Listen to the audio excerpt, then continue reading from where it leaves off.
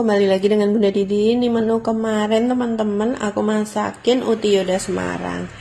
Nah, kebetulan beliau request sop ayam kampung.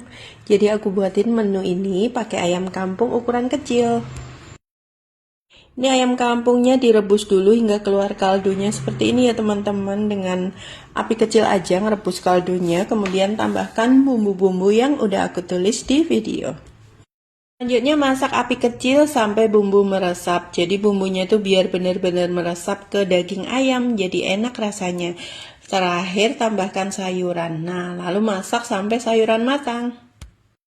Jika kentang dan wortelnya udah matang, tinggal taburi dengan daun bawang. Kemudian masak sebentar sampai agak layu daun bawangnya, lalu sajikan deh. Sop ayam kampung dan sayuran ini seger banget rasanya teman-teman, cocok untuk musim yang lagi agak dingin ya. Oke, selamat mencoba.